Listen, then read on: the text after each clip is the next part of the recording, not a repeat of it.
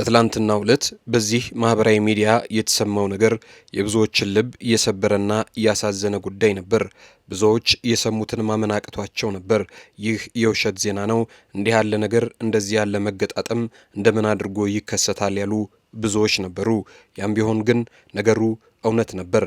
እንዲህ ያለ መገጣጠም ምናልባትም በሺህ ዓመት አንድ ጊዜ የሚከሰት ነው ሊሆን የሚችለው እንጂማ እንዲህ ያለው ግጥምጥሞሽ እንዲህ ያለው የሞት መንታ እንዲህ ባለ መልኩ በጭራሽ ሊከሰት አይችልም። የአንድ ቤተሰብ አባላት አብረው እያሉ በምንም አይነት አጋጣሚ አንድ ላይ ሕይወታቸውን ሊያጡ የሚችሉባቸው አጋጣሚዎች ብዙ ናቸው።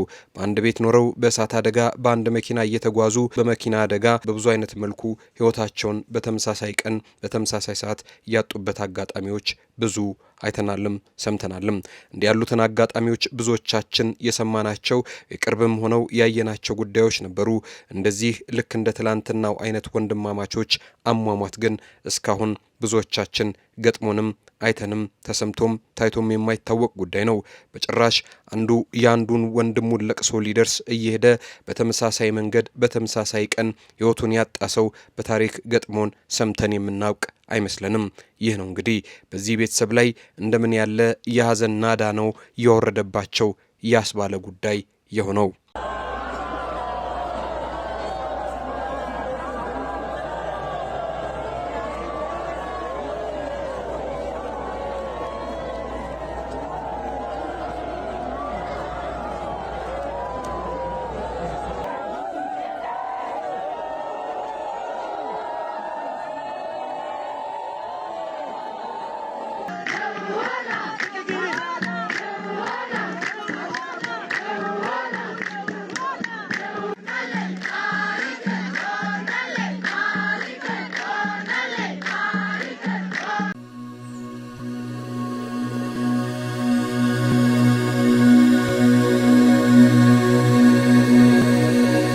ሰላም የተወደዳችሁና የተከበራችሁ የጊዜ ሚዲያ ቤተሰቦች እንዴት አላችሁ? በያላችሁበት የዓለም ጫፍ በያላችሁበት የሀገር ጥግ ሁሉ ሰላም፣ ፍቅር፣ ጤና ትሆኑ ዘንድ ዘውትራዊ ምኞታችን ነው። እንዲህ ካለው አደጋ መቼም የትም ተጠብቃችሁ እንድትኖሩ ወደድን።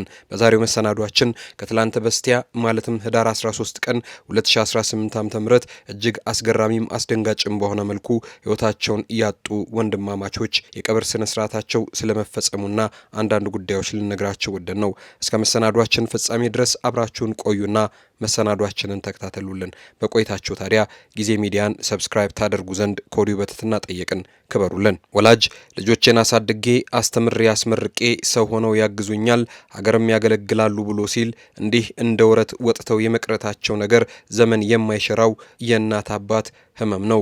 9 ወር አመጣ ታቅፋ ጡቷን አጥብታ በጀርባው አዝላ ላሳደገች እናት ደግሞ ከዚህ በላይ በቁም ሞት የለም። ይህ ብዙዎችን ያስደነገጠ ጉዳይ ነበር።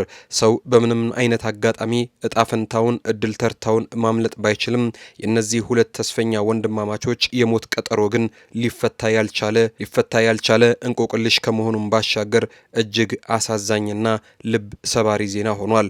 ትላንት ይህንን ያየ የሰማ ሁሉ ረንደምን ያለ ሀዘን ነው። እናቲቱን ልቧን ድንጋይ ያርገው ያለ ብዙ ሰው ነው። ይህ በዓለም ታይቶ የማይታወቅ የሞት ቀጠሮ ታሪክ የማይረሳው እጅግ አሰቃቂ የመኪና አደጋ ነው። ወንድማማቾቹ ይስሐቅ አብርሃምና አቤኔዘር አብርሃም ይባላሉ። ተወልደው ያደጉት በደቡብ ኢትዮጵያ ክልል በጋሞ ዞን በቦንኬ ወረዳ ነው። የወንጌል አርበኛ ልጆች እንደሆኑ ይነገራል።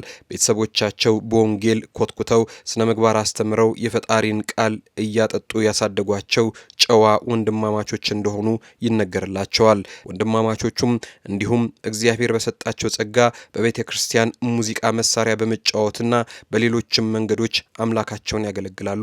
ከዚህ ባለፈም ሌሎች ክርስቲያን ወንድሞቻቸውንም በሙያቸው በሚያውቁት ነገር ሁሉ እያሰለጠኑ ብዙዎቹን ያፈሩ እግዚአብሔርን የሚፈሩ ለእግዚአብሔር የታዘዙ ለእግዚአብሔር የተገዙ ልጆች ናቸው ይላሉ ወዳጆቻቸው። ታዲያ በአንድ ቀን በተለያዩ የመኪና አደጋዎች ሕይወታቸው ያለፈው እነዚህ ሁለት ወንድማማቾች መርዶ መላውን ማህበረሰብ ነበር በሐዘን ያጥለቀልቀው። የሁለት ወንድማማቾቹ ዕለታዊ ድርብርብ ሐዘን እንደተሰማ እንደምን ያለ ሐዘን ነው አስብሎ ነበር። ነገሩ ሁላችሁ እንዳያችሁት እንደሰማችሁት ነው። እንዲህ ነበር የሆነው። ስናስታውሳችሁ ታላቅ ወንድም ይስሐቅ አብርሃም ይባላል። በአርባ ምንጭ ሃይላንድ ሙሉ ወንጌል አባልና አገልጋይ የነበረ ሲሆን ህዳር 13 ቀን 2018 ዓ.ም ከአዲስ አበባ ወደ አርባ ምንጭ በሚያደርገው ጉዞ ላይ ያለ በድንገተኛ የመኪና አደጋ ህይወቱ አልፏል። ሁለተኛው ታናሽ ወንድሙ አቤኔዘር አብርሃም ደግሞ በዋቻሞ ዩኒቨርሲቲ የመጀመሪያ ዓመት የማህበራዊ ሳይንስ ተማሪ የነበረ ሲሆን የታላቁ ወንድሙን ወይንም የይስሐቅን መርዶ እንደሰማ በተመሳሳይ ቀን ቶሎ ብሎ እንደዚያ የሚወደውን የታላቁ ወንድሙን ሀዘን ሊካፈል ህዳር 13 ቀን 2018 ዓ.ም ቀብር ለመድረስ ከሆሳዕና ወደ ወላይታ ሶዶ ሲጓዝ ነበረ ያላሰበው ያልጠበቀው ነገር የገጠመው። ህዳር 13 ቀን 2018 ዓ.ም በማዕከላዊ ኢትዮጵያ ክልል በከምባታ ዞን በደረሰ ሌላ የመኪና አደጋ ህይወቱ አልፋለች። ይህ እጅግ በጣም አስደንጋጭ ጉዳይ ነበር። ይህ ልብ የሚሰብር አጋጣሚ ነበረ።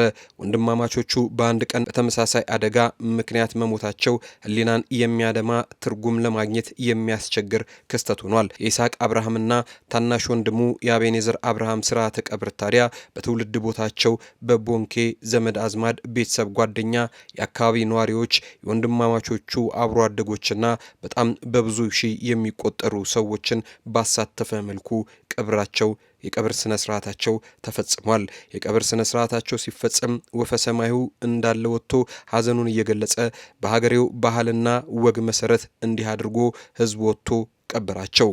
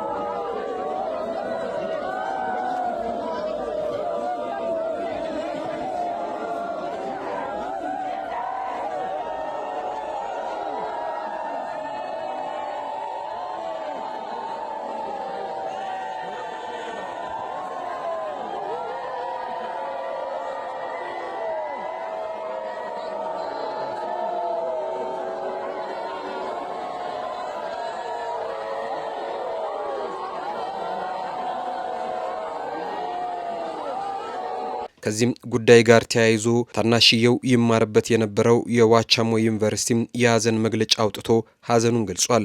እንደዚህ ሲል በዋቻሞ ዩኒቨርሲቲ በ2018 ዓ.ም የመጀመሪያ ዓመት የማህበራዊ ሳይንስ ተማሪ የነበረው አቤኔዘር አብርሃም ህዳር 13 ቀን 2018 ዓ.ም ከሆሳዕና ወደ ወላይታ ሶዶ በሚጓዝ መኪና በደረሰ አደጋ ህይወቱ አልፏል። ተማሪ አቤኔዘር ከሚማርበት ዩኒቨርሲቲ የወንድሙን ቀብር ለመድረስ በዕለቱ ከሆሳዕና ወደ ወላይታ ሶዶ እየሄደ ሳለ በማዕከላዊ ኢትዮጵያ ክልል በከምባታ ዞን ዋዶሌ ተብሎ በሚጠራው ስፍራ በደረሰው የመኪና አደጋ ምክንያት ህይወቱ አልፏል። በተማሪ አቤኔዘር ህልፈት ምክንያት በዋቻሞ ዩኒቨርሲቲ ማህበረሰብ ስም ጥልቅ ሀዘናችንን እየገለጽን ለቤተሰቦቹ፣ ለወዳጅ ዘመዶቹ፣ ለክፍል ተማሪዎቹና ለጓደኞቹ መጽናናትን እንመኛለን ሲል የዋቻሞ ዩኒቨርሲቲ የሀዘን መግለጫውን አውጥቷል።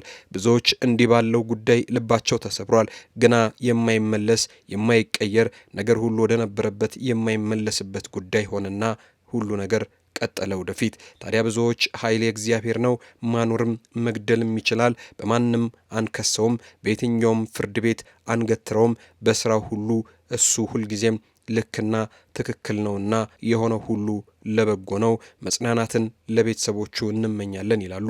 እውነት ነው። ወልዶ አሳድጎ ልጄን ለወግ ለማድረግ አበቃለሁ ላለ ቤተሰብ እንዲህ ያለው ሀዘን እጅጉን የሞት ሞት ነው። ከሞቱ አሟሟቱ ይሏል። ይህን ነው።